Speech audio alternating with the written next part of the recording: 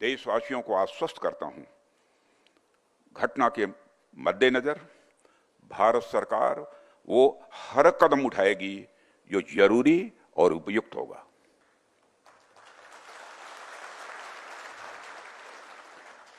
और हम सिर्फ उन लोगों तक नहीं पहुंचेंगे जिन्होंने इस घटना को अंजाम दिया है, हम उन तक भी पहुंचेंगे जिन्होंने पर्दे के पीछे बैठकर हिंदुस्तान की सरजमी पर ऐसी नापाक हरकतों की साजिशें रची हैं। भारत एक इतनी पुरानी सभ्यता और इतना बड़ा देश है जिसको ऐसे किसी भी आतंकी गतिविधियों से किसी भी सूरत में डराया नहीं जा सकता।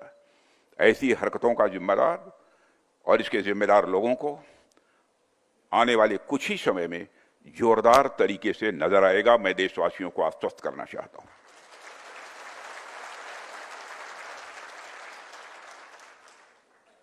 साथियों, आज आप लोगों ने जो आयोजन किया है उसमें सबसे पहले मैं marshal of the Indian force Arjan Singh ji की स्मृति को नमन करता हूं और उनको अपनी हार्दिक श्रद्धांजलि अर्पित करता हूं। मुझे यह जानकर अच्छा लगा कि आप सभी उनकी स्मृति में यह कार्यक्रम प्रतिवर्ष करते हैं। अपनी बात प्रारंभ करने से पहले मैं भारतीय वायुसेना को उनके अदम्य साहस और पराक्रम के लिए हार्दिक बधाई देता हूं। जिस प्रकार से वायुसेना भारत की सुरक्षा में तत्पर है, उसे देखकर हर भारतवासी अपने को गौरवान्वित महसूस करता है और निश्चिंत रहता है।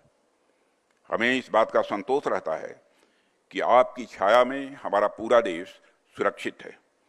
मेरी ईश्वर से प्रार्थना है कि आपका शौर्य इसी प्रकार आसमान की ऊंचाइयों को छूता रहे।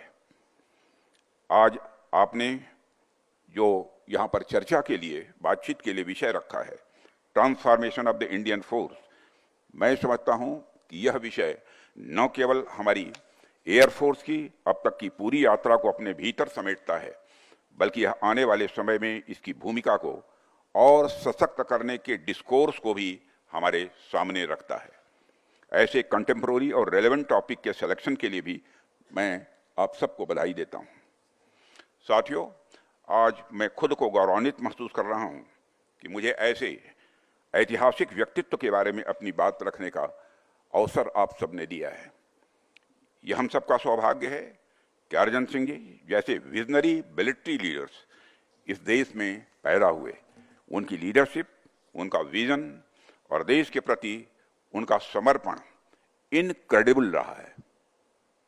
वो अपने दौर के एक विजनरी मिलिट्री लीडर तो थे ही, उनका विजन आज भी उतना ही रेलेवेंट है और आज भी वह भारतीय वायुसेना के लिए और हमारे युवाओं के लिए किसी इंस्पिरेशन से कम नहीं है। उनकी जीवनी अपने आप में इतनी मोटिवेटिंग है जो आने वाली कई पीढ़ियों तक हम सभी को इंस्पायर करती रहेगी। मैं देख रहा था कि केवल 19 साल की उम्र में ही उनका सिलेक्शन।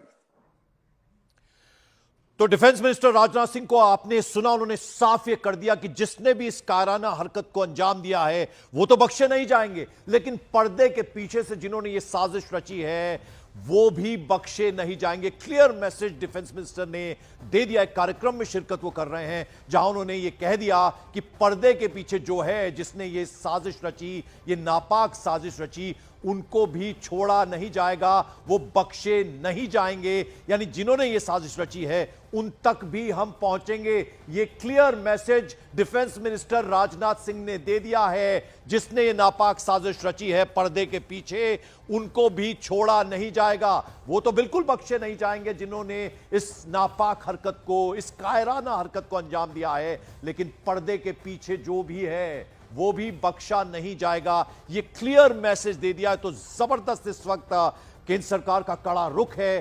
अभी अमित शाह गृह मंत्री वापस लौट रहे हैं। कल जैसे ही ये कायराना हमला हुआ उसके फौरन बाद प्रधानमंत्री ने गृह मंत्री से कहा कि आप जाइए।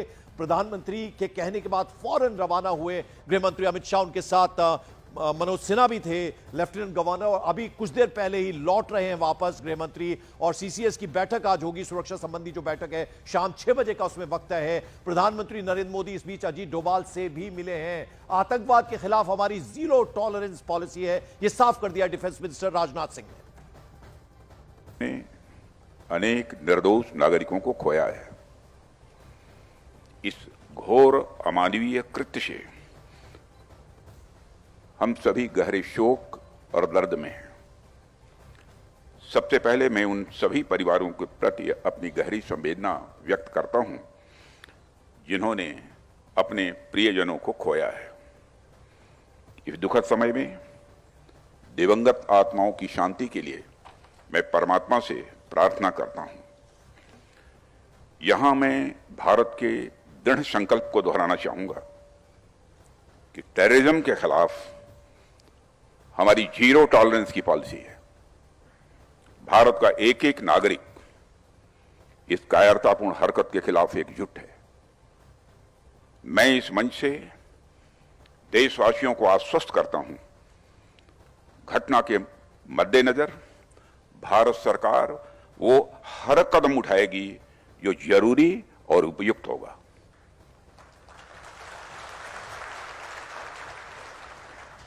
और हम सिर्फ उन लोगों तक नहीं पहुंचेंगे जिन्होंने इस घटना को अंजाम दिया है, हम उन तक भी पहुंचेंगे जिन्होंने पर्दे के पीछे बैठकर हिंदुस्तान की सरजमी पर ऐसी नापाक हरकतों की साजिशें रची हैं। भारत एक इतनी पुरानी सभ्यता और इतना बड़ा देश है जिसको ऐसे किसी भी आतंकी गतिविधियों से किसी भी सूरत में डराया नहीं जा सकता। ऐसी हरकतों का जिम्मेदार और इसके जिम्मेदार लोगों को आने वाले कुछ ही समय में जोरदार तरीके से नजर आएगा। मैं देशवासियों को आश्वस्त करना चाहता हूं।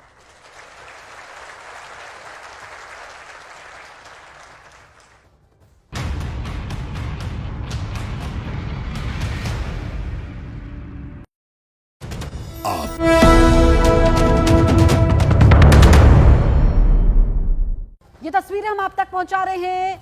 आप गृह मंत्री अमित शाह को देख सकते हैं जो कि यहां पर जायजा ले रहे हैं। इससे पहले हमने देखा था कि वो पीड़ित परिवारों से भी मिले थे, मुलाकात की थी, और अब यहां पर स्थिति का जायजा लेते हुए, क्योंकि यहां पर चौकसी बढ़ा दी गई है, गृह मंत्री अमित शाह अलर्ट मोड में हैं। और जिस तरीके से आतंकी हमला हुआ पहलगाम में, और आपको पहलगाम दौरे की तस्वीरें दिखा रहे हैं। पहलगाम पहुंचे गृह मंत्री अमित शाह, यहां पर अधिकारियों से स्थिति को समझते हुए, क्योंकि जहां पर आतंकी हमला हुआ, जहां पर आतंकियों ने कत्लेआम मचाया, जहां पर आतंकियों ने पहले नाम पूछा, मजहब पूछा, फिर गोलियों से छलनी कर दिया, वहां पर गृह मंत्री अमित शाह पहुंचे हैं। और यहां पर केंद्र सरकार एक्शन मोड में है। गृह मंत्री से पहले पीड़ित परिवारों से मुलाकात उन्होंने की थी और ढांढस बंधाया था, ये बताया था कि सरकार हर वक्त उनके साथ है। और अब यहां पर ये पहुंचे हैं, पहलगाम पहुंचे हैं, और यहां पर स्थिति का जायजा लेते हुए, क्योंकि आतंकवादियों की तलाश तेजी से हो रही है, कई चौंकाने वाले खुलासे भी सामने आ रहे हैं। और जब गृह मंत्री वापस दिल्ली पहुंचेंगे, उसके बाद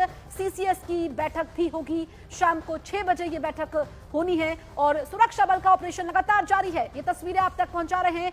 गृह मंत्री अमित शाह पहलगाम पहुंचे हैं।